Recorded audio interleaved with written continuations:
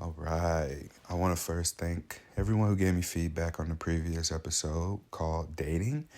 Um, it was nice to be able to have that be received, especially because I was feeling a little bit, just insecure about sharing that much of my personal experience. But it seems like it's something that was received well, and people were able to metaphorically take my experience and apply that to their own experience and hopefully be able to reflect on a pattern and just find and identify that and decide what they wanted to do with it.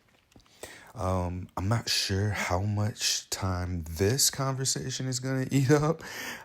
It's not really even a conversation. It's just me doing that same thing I did for dating, but with relationships and identifying how important it is that we look at the way that we show up in our relationships because dating and relationships are two different things.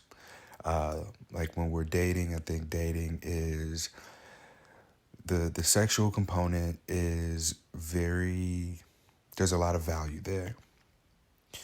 And when it comes to relationships, like the way that we show up non-sexually in our friendships, our work relationships, our platonic, relationships with people that we may have mutual attraction for and with, and like our passions, like places that we frequent often, like going to the gym or going to a coffee shop or somewhere that you frequently visit. We have this disconnect consistently between who we are when it comes to people that we aren't going to have sex with versus who we hope to have sex with. Hear me out. Our identities are very interconnected with our sexuality. When we tested positive for herpes, most people who are listening to this podcast have, that identity became challenged because we then had to ask ourselves who we are aside from our sexual selves. Because at some point, if you're here, you were in need of support. So you were in like a very low place about having herpes. And so in that low place, you may have thought that your sex life was over. And you may have thought that your identity, you just didn't know who you were, right? And I find it interesting looking back that that was who we were in our relationships. We were this kind of person who, with this sexual confidence, this sexual freedom that we once had, it's like we just forgot who we were outside of our ability to freely merge genitals with someone without there being any, and I use air quotes when I say this, consequences, potential consequences, because it became like, oh yeah, I could just have sex, no strings attached. Herpes is an attached string, right? It's not an emotional string, it's not an energetic string. It is a physical condition that you can leave someone with permanently that is going to impact their physical health, the way that they explore relationships and sexually. Like a person's sexual identity, and given that our sexuality is so interconnected with identities, arguably a herpes diagnosis can change a person's view of themselves. And it challenges that. And people have a right to not want their identities challenged by putting themselves at risk for an infection. Like just calling it what it is. People don't want herpes, and that's fine. I think that where the problem comes in is, one, we don't actually understand that you can have sex with a person who has herpes and not get herpes. Like that's the thing. What happens is we look at what the risk is, and it's just like, well, I might give that person this, I might give it to someone, and nobody wants this, so nobody wants me. And that's really where it comes in. I had a woman tell me, I don't want herpes, and I received that as, oh, you don't want me. Like, nah, that person just actually does not want herpes. And that's okay, because after I was able to reflect and look at who I am aside from, my ability to give someone sex, and for them to be able to walk away from that experience and be able to give other people sex without having to do things like have a conversation about STIs or disclose their status or give somebody like the same thing that I give to people. I'm putting that on other people, because like now I have to exercise my moral compass and disclose to people. For instance, I went to a sex club last weekend, and at the sex club, I, uh, I caught myself. I was thinking, I was like, damn, people here are like having a conversation and then touching each other, making out, hooking up, or they'll go to the room and they'll have sex. Like, people are having sex around me. And I thought to myself, damn, like, I can't do that, because I have to have a very challenging conversation. Like, in that environment, there's a lot of different assumptions in the air. One of which is that you're in this space and you're, quote, clean. You're not gonna bring anything to the space. And then on the other hand, it's, well, dude, it's a sex club. So all you can do is assume that you're gonna walk away with something. So you take all of the precautions necessary in order to mitigate that risk. And risk mitigation also looks like disclosing a positive herpes status, right? And we talk about the best time to disclose, right? And it's not in the heat of the moment. It's not right before you get into bed. But when you're at a sex club, essentially, when you find out someone's interested, that's kind of like being headed to the bedroom. I feel like the a lot of the formalities are skipped, if you will. And so I caught myself thinking that. I was like, damn, I can't really play here. I can't have fun here because I have herpes. And it was like, man, hold up.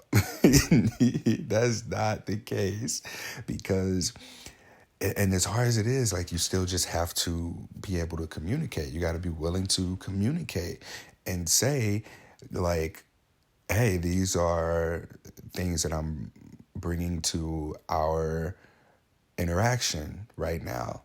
And here is how we can share space. Like, that takes a very solid connection to yourself. It takes a very solid relationship to have with yourself, to identify, all right, yeah, I still got this moral compass, but like, people may not want that knowingly either, because some people's response, and this is a real thing, y'all, some people be like, I don't even know why you told me that. Like, why'd you tell me that?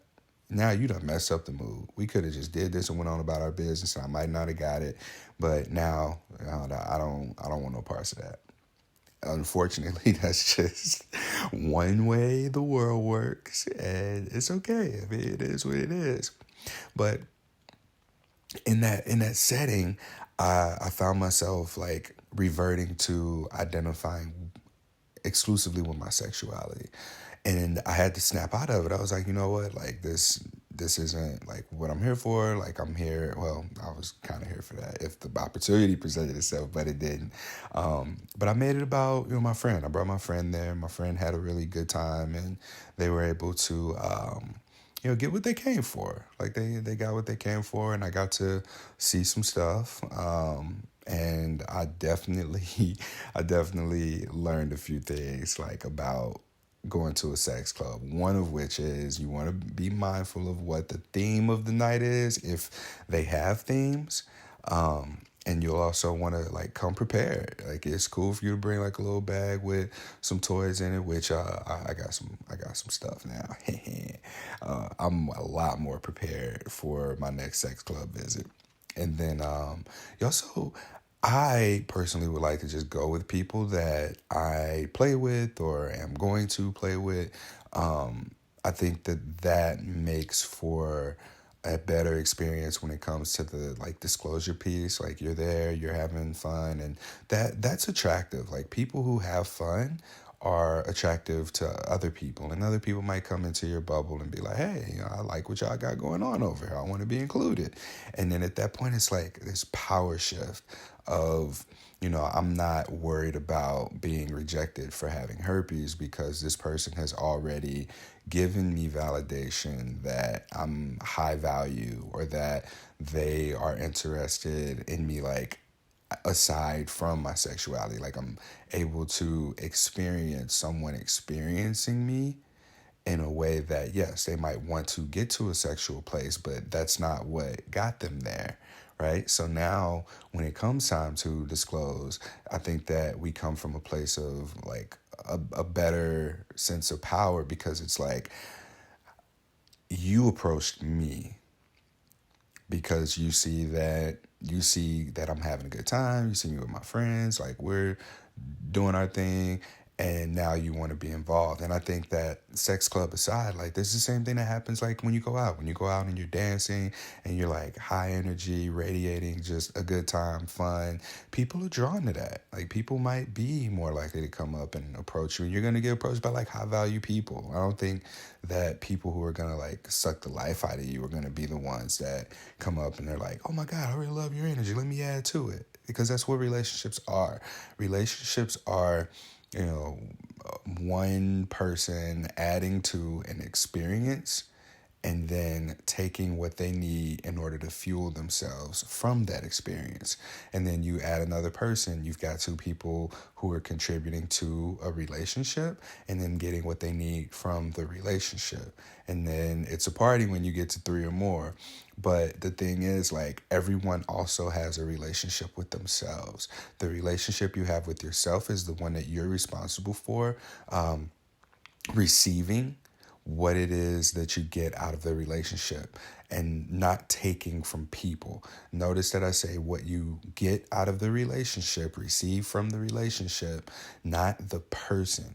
Far too often we expect people to give us things and we have no regard for respecting the relationship. And when that happens, what happens is we realize that what we think is giving to the person is actually a selfish act, potentially a harmful, selfish act that is actually draining the person.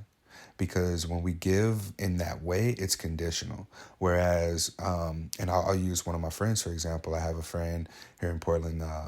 She and I talked about like, what do we want out of our friendship? And I was like, wow, you know, that's really good. I like what we have been sharing with one another, which has been like a mutual accountability and challenging like ourselves, you know, holding us accountable to when we say things like, hey, well, you said that this is what you were going to start doing. Like you're working on yourself in these ways. You're wanting to remain true to your values. You want to respect yourself more.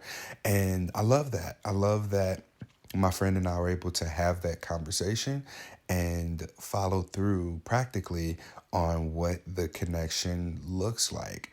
Far too often, I think that we just look up and we're in a relationship with a person, a friendship. You know, when I say relationship, like we have relationships with everyone that we interact with, even if it's like the relationship is as a stranger, the relationship is as, you know, just someone in proximity, a relationship that does or does not include sex.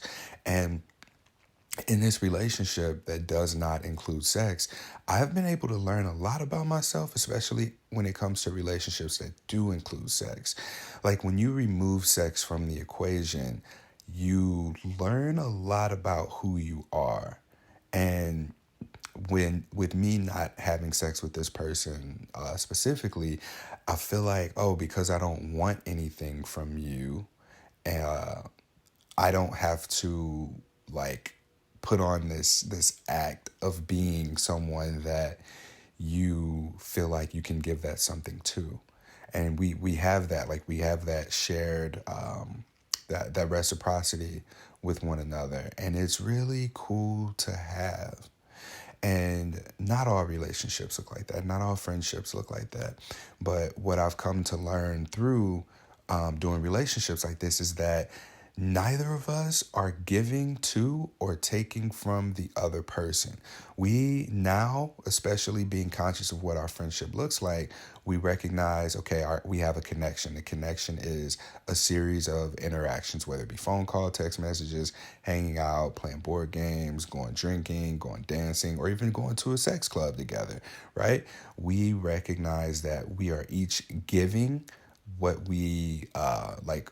Look at your values, your integrity, what you do, how you show up. We're giving these things to the relationship. So it's almost like I got to use the table analogy. I've been trying to not say what do you bring to the table, but think about it like, okay, we're setting a table. I'm great at grilling, but I'm not really great at cooking vegetables or making desserts, right?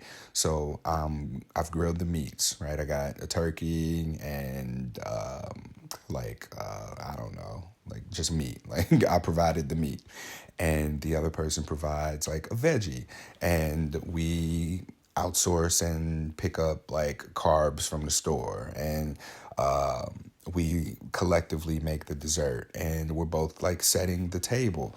And then when it comes time, like we sit down and we eat together, right?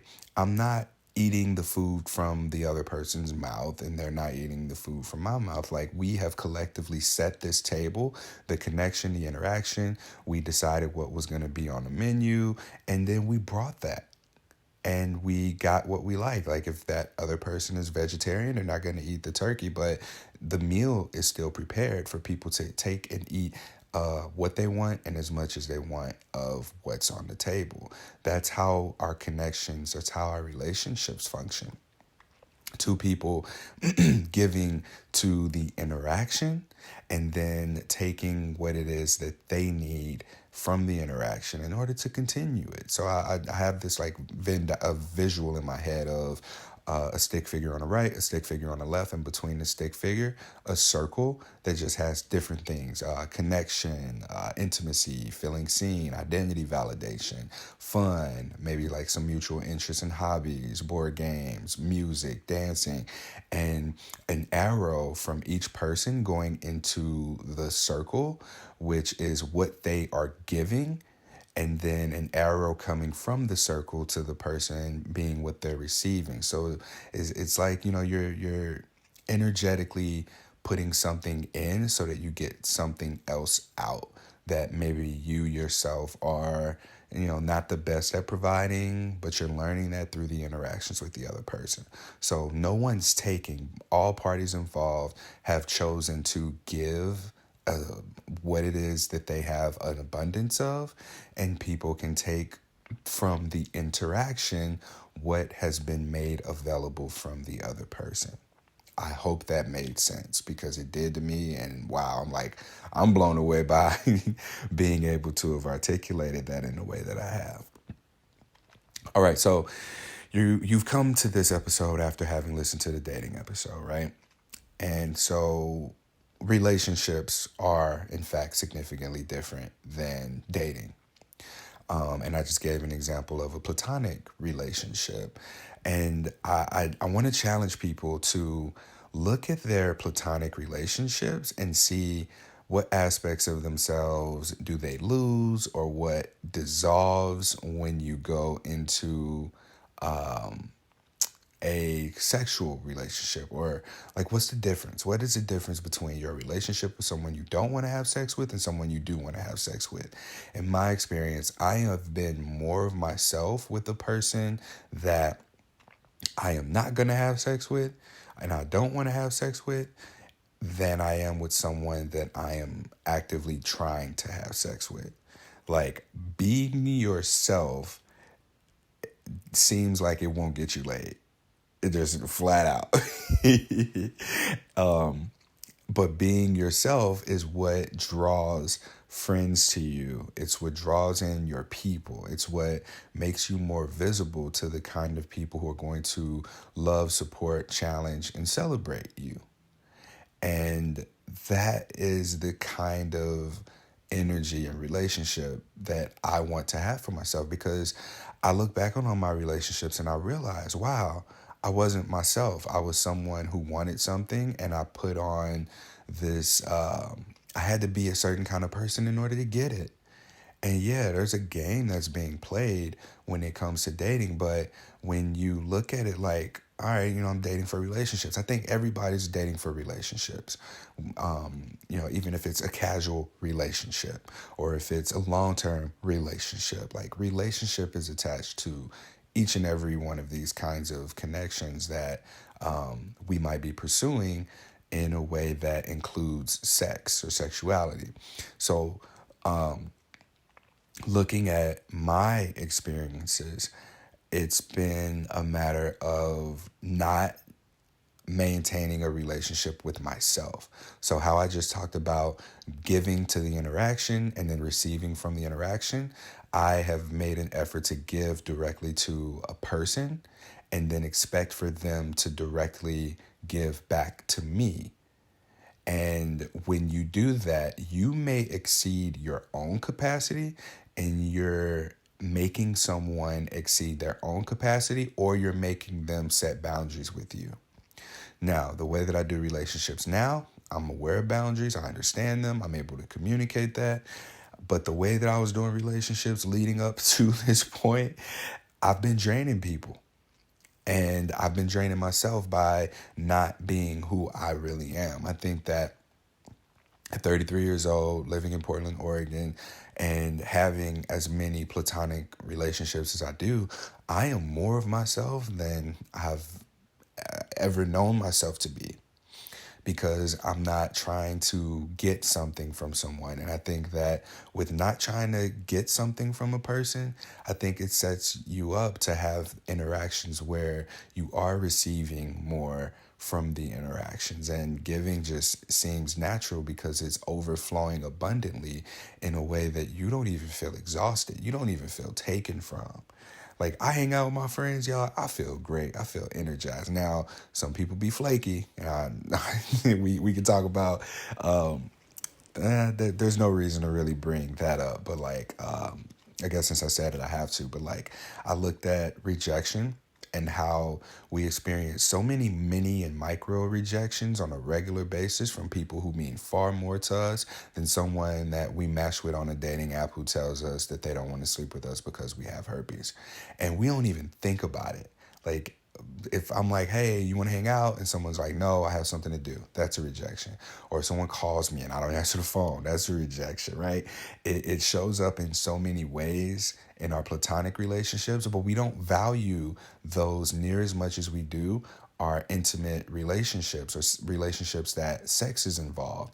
And again, it goes back to our sexual identity being, or our sexuality being so interconnected with our identity.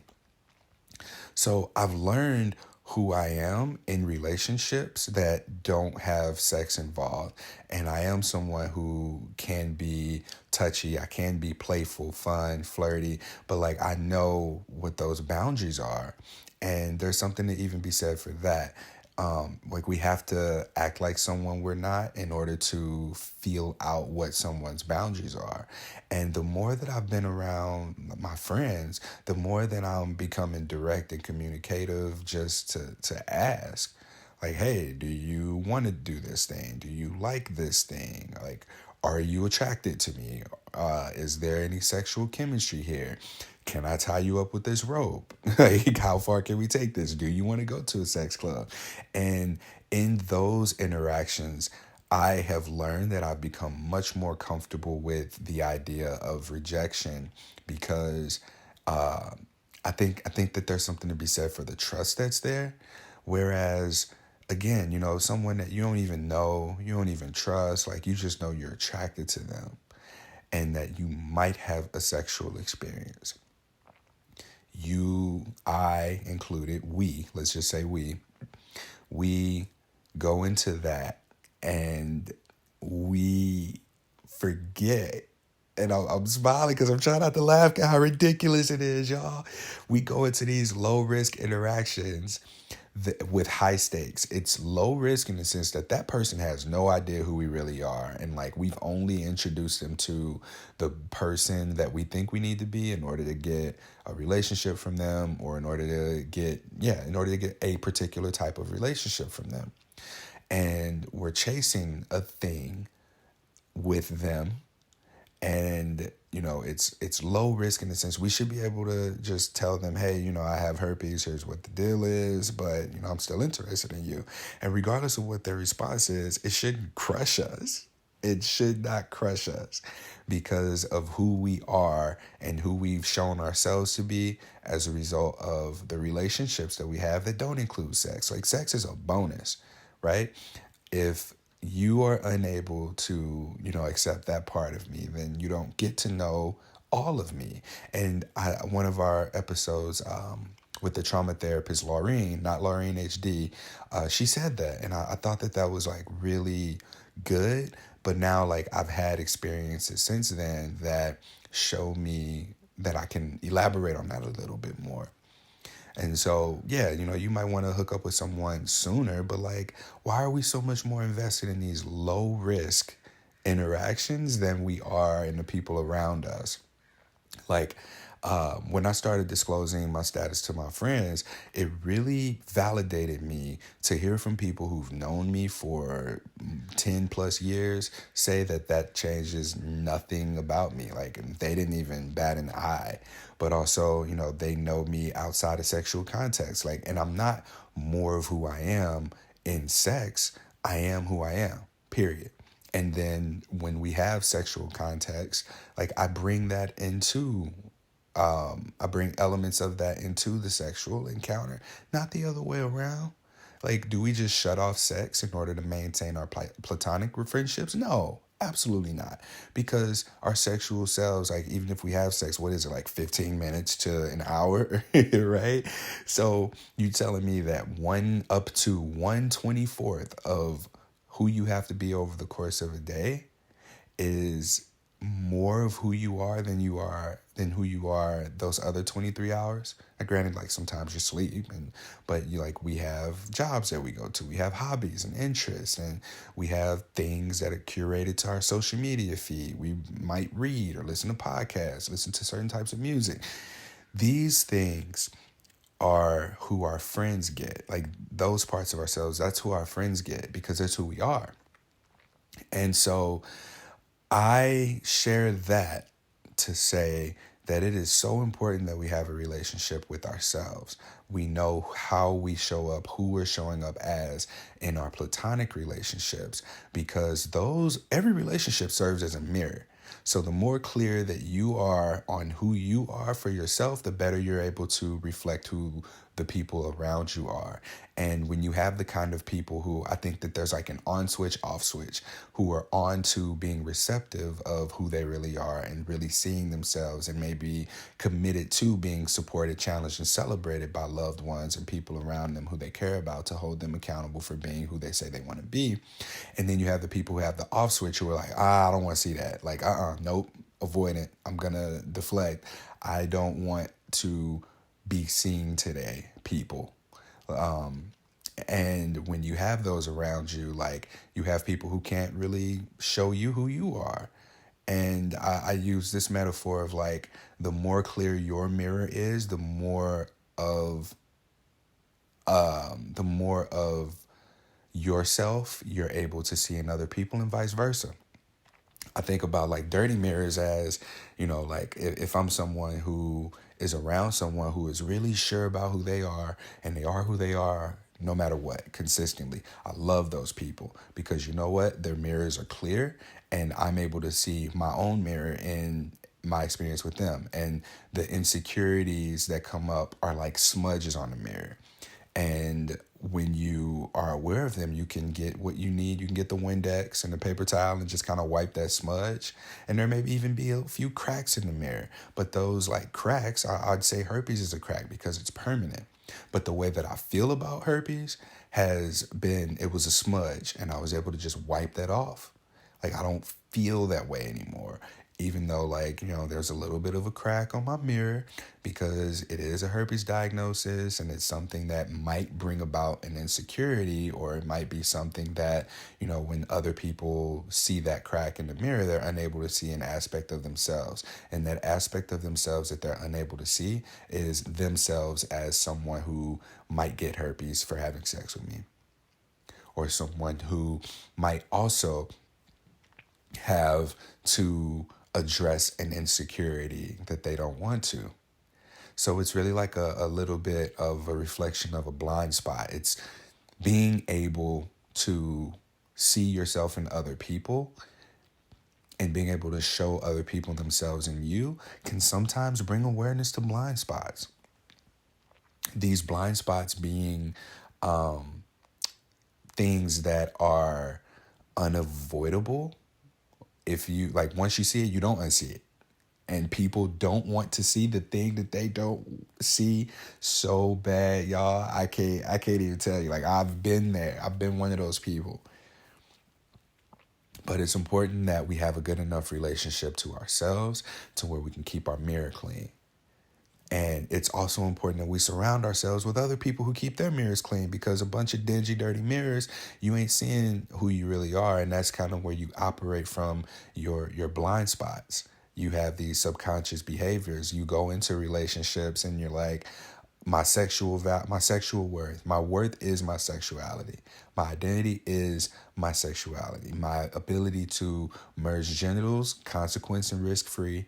And I have my sexual freedom. You have your sexual freedom. We come together for this experience and we part ways until we find what it is that we're looking for. And people don't want to accept that. Like, that we, in our sexual freedom, have been taught to gift that to the one. That's what we've been taught. And if we don't look at that and examine that, then we find ourselves like hiding, things like our body count, like how many people we had sex with, because we're taught to save that for your person, save the exploration, save the experience for your person, the person that you're supposed to marry, spend the rest of your life with. That's who our sexuality is for. And one of the ways that manifests in human behavior is, like, if we get herpes, oh my God, the one isn't going to want me anymore. I'm never going to find the one. The idea of the one wouldn't exist if, the one wasn't going to be someone who's accepting of you. So we think that we miss out on the opportunity of being with the one because we have herpes and we didn't do what we were supposed to do in terms of maintaining our sexual freedom, and therefore giving that person their sexual freedom. And it's ridiculous when you say it out loud, when you play with the idea and you think about what it means to have sexual freedom. All it means is I can hide things about my sex life that I don't want to talk about with the person who is going to provide me with the long-term security in a relationship that I want. But in the meantime, I don't care about nobody else. Like, we might be having experiences with the one on a regular basis because, and I've probably not said names really, but Eckhart Tolle speaks to presence. His book Stillness Speaks, The Power of Now. What was the other one? There's A New Earth. These are 3 books that I've read, and the theme is presence, the now, the moment. Suffering occurs, according to Eckhart Tolle, suffering can only occur when we are having or being present with memories, thoughts of the past, or our imagination, thoughts of the future. That's where suffering lies, right? So when we're lingering on past relationships, when we're idealizing future relationships and not being present with the relationships that we have now, like, you recognize when you're present that everyone is the one. Everyone is the one. And we neglect our relationship to ourselves. The neglecting of the relationship that we have to ourselves is what often lets us like operate in this zombie mode in relationships.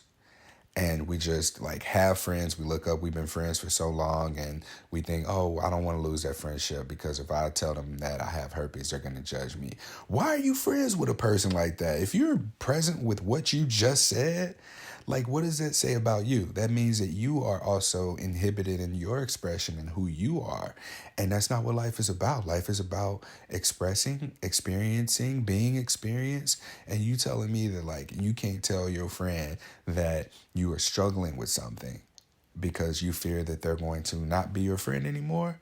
Then what's a friend? Like what is a friend to you? Like you might need more enemies because enemies are at least going to be like, what do you mean? Like you got, I think that an enemy would have a conscious, awareness of hurting you. Like, all right, you're expecting it from an enemy, but you also expect it from a friend. Like that might as well be your enemy.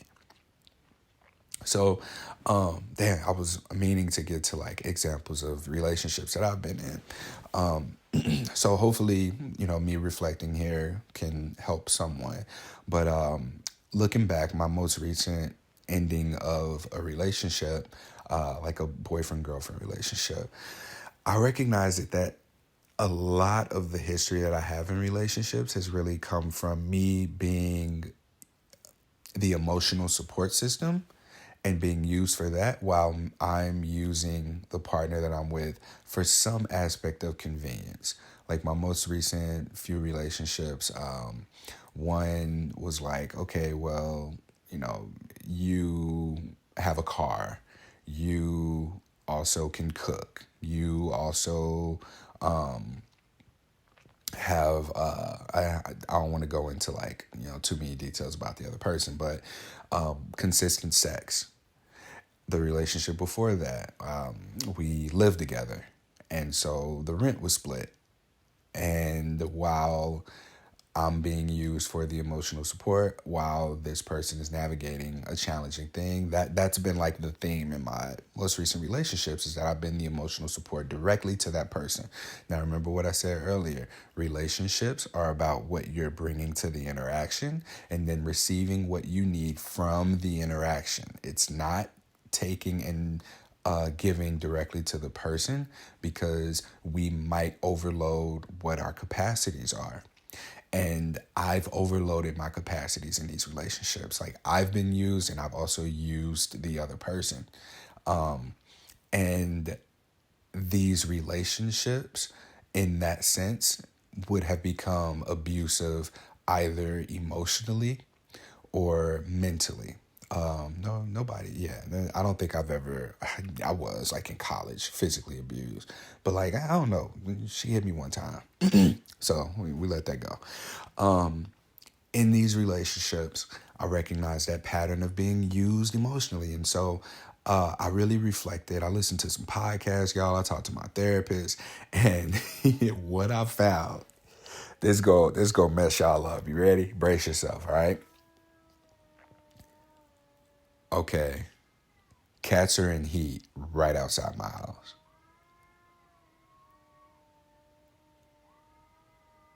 And it's more than one. Yep, it is officially summer.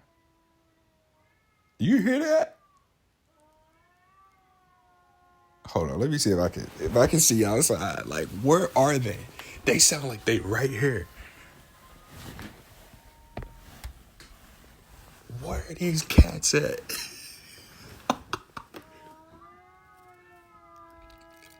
Oh my goodness. Okay, I'm gonna try and finish what I'm trying to say. These cats is getting it in. And they are so loud. Oh my God. Okay. Let me get back to where I was. My bad, y'all. That was so distracted. They did that shit like in the middle of the night one day. Like right now it's the morning. It's 8:00 in the morning and I'm recording this. But I remember they were up at like it was maybe 3, 4 a.m. and I was like, what the hell is going on? And I just put the pillow over my ears, y'all. Like these cats is in heat. All right. Anyway, hot cat summer. I'm terrible. Okay. So therapy and everything. And the thing that I was going to say is that, like, we find unavailability attractive. I don't want to speak for everybody. I find unavailability attractive. Hear me out. So, I've been looking at the word selfish lately, and I think that what I've been taught is selfish is actually self-care. Here's why. So, selfish by definition is someone who prioritizes their own pleasure, their own profit, dot, dot, dot, at the expense of other people, like harming other people. Okay. In what way, like when you look at the opposite of what selfish is, it's like selfless. Like there is no self. You're always giving to people. You're always doing things. And what did I just say about that? Like giving to an interaction. How can you give to an interaction when you have not prioritized your own pleasure, if you're not showing up in your happiest self or your most expressed self? Let's say that. Like selfishness is prioritizing your own expression. Okay. And it doesn't hurt people. Like when it hurts people, yeah, it's the bad selfish. But when it doesn't hurt people, it's self-care. It's that identity care, that identity validation. I am selfish in the sense that my priority is something positive for positive people.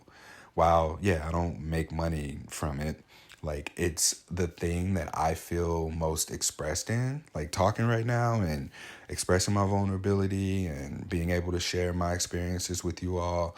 This is selfish of me. In doing this selfish thing, prioritizing this instead of texting people back right now, or instead of like giving to people, like I'm doing this. And in turn, how many of y'all are listening to this podcast right now and like getting something out of it? How many of you have listened over the last 5 years and gotten something out of it, right? That's me being selfish because I am prioritizing what's important to me. This brings me pleasure. This brings me joy. This brings me peace. This is my vehicle of expression.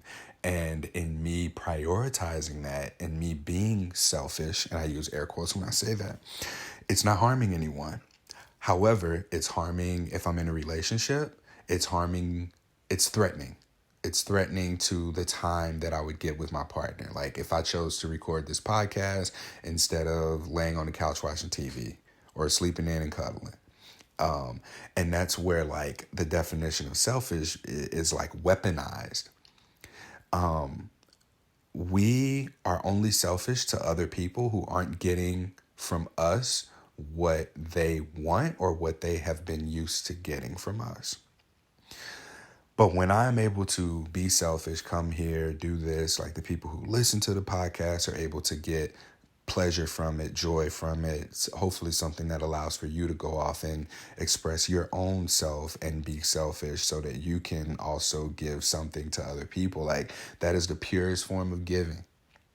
Locking myself into my room and typing up these business plans and making time to post on social media and speak and talk to people. Like if I'm not doing these things, if I'm not making my therapist used this point. He was like, okay, if you are drinking all night and you wake up and you hungover every day that you show up for work, something positive for positive people, you're not able to give people the best of you. So, yeah, you prioritize drinking in that moment, which was a selfish decision, getting drunk, being hungover. But the selfish thing that causes harm is choosing to go to work rather than being like, "Ooh, I'm hungover. Let me not show up for people like this. I'm going to consciously choose to show up for people rested, recovered, with stuff to talk about, in a solid, neutral headspace." Like that is self-care. That's not selfish. It's selfish when it's causing, and see, like it's selfish in the bad way, right? So it's really tough to think about there. But anyway, using that as an example, whenever I was being selfish in a way that prioritized what my needs were, or if I wanted something for myself that wasn't harming the other person, but they felt threatened by it, that's when it became the negative selfish. And looking back, this is why all my relationships have ended, because of the giving directly to, taking directly from, rather than being selfish and like choosing to prioritize and express yourself. One of us or both of us were not being selfish, prioritizing, expressing ourselves, and looking for that in the other person. Looking for them to be like, oh, we're going to do a thing today. And them looking to me and being like, what are we going to do today? Like, I'm off work today. What are we going to do? Like, assumed and just assuming that, for me, just because I make my own schedule, that I can just do whatever I want. No, the reality is I'm on everybody else's schedule except my own. And that's one of the things that it makes me have to be selfish. For instance, like from 9 p.m. to 9 a.m., I don't respond to messages on social media. I turn my Wi-Fi. The only time I can be on social media is when I'm on Wi-Fi. And I set a hard boundary for myself, like no messages between 9 p.m. 9 a.m. I mean, unless it's like a priority of some sort. Like I had to just message someone at 7:30 because we had a podcast recording at 9 a.m. Like those are the cases. But yeah, just like not engaging on social media. I try to not be on there, but baby steps. Like the big thing is no like DMs about podcast stuff, nonprofit stuff, or posting between 9 p.m. 9 a.m. And that's me being selfish so that I can show up self-full and I can give this to people. Whatever it is that you find yourself getting out of this podcast episode, whatever it is that you get out of the H on my chest, something positive for positive people content. So, the reflecting on the word selfish has been really powerful for me, because with that selfishness comes a level of unavailability. And I recognize that like me being super available has been unattractive. Like people ask me, hey, you want to do this? And there was a point where I was dating a lot of people. I think I mentioned that on the last podcast episode. I counted, it was 11. And like when I'd hit somebody up, like we'd have a day and it was like, yeah, I'm free. I'm free on this day, because I was able to make myself available, make myself free on those days. Also, like I'm working for myself, like I was waiting on a lot of people to get back to me about things. So I wasn't really working. Like I had applied for a job. I was waiting on the interview process. And then with the things that I do, like I produce podcasts for money, and like that doesn't take much and I can do it anytime. So I had a lot more availability. And over time, I think that openness and availability just might have become unattractive to a few people. And like, I just ain't heard from them. Somebody made up some excuse about not having time anymore. And it was a lot of those relationships just went away, basically. But I recognized that it was my lack of availability or my unavailability that, drew people in. They're like, damn, his attention has a lot more quality to it, or value to it. I want some of that. Like, what do I got to do? Oh, okay, I'll make myself available because Courtney's only available this time, this day, and for these activities, right? So I've caught myself too in saying like, I make a real good side piece. I don't know if I said that on a recent podcast, but I know I made that joke in conversations that like, I make a great side dude because I'm so unavailable. I work, I'm still going through the process of, I have to complete my 300-hour yoga certification so that I can be 500-hour certified. I also have a part-time job that every chance I get, I'm working that thing because I need money and I know that the opportunities ain't going to always be there. I am seeing people. I am making time for my friends, and I'm also making time for myself. And I recognize like the most unavailable people are in fact the most attractive, because when they're unavailable for for themselves, when they're unavailable because they are creating, when they're unavailable because they are spending time with their family, when they're unavailable because they have priorities, they have things that are going on, that is attractive, right? Because the value of their time is interconnected with where they put their time, where they put their focus, right? It's not interconnected with where they're not putting their time. Because, like, to me, somebody who always just on social media, that is unattractive. Like, if you're just mindlessly scrolling, or if you're always watching TV, like, those kinds of things are unattractive to me. But someone who is pouring passion into a project, someone who's pouring passion into their family, someone who is, like, using social media to, express yourself in a way of like, hey, this is what I got going on, or this is what I use this for. Like, those kinds of things are attractive. I like that. I like them things. And I noticed that, like, and this ties into a little bit of self-rejection, which I want to go deeper into on another episode. But I recognize that, like, I assume that attractive women are unavailable because of childhood beliefs, if you listen to the previous episode. And because someone's attractive, they have a lot of options, they're exploring those options. And where confidence comes in, or insecurity says, what would make them, like, prioritize me over all their other options?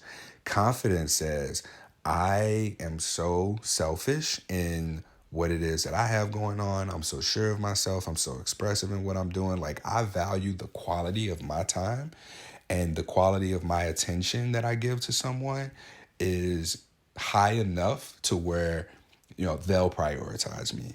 That's confidence. But the insecurity is, ooh, that person's attractive, so they're more than likely unavailable, so I'm not even going to try, y'all. I'm not even going to try to approach this person. I'm not going to try to start a conversation with them.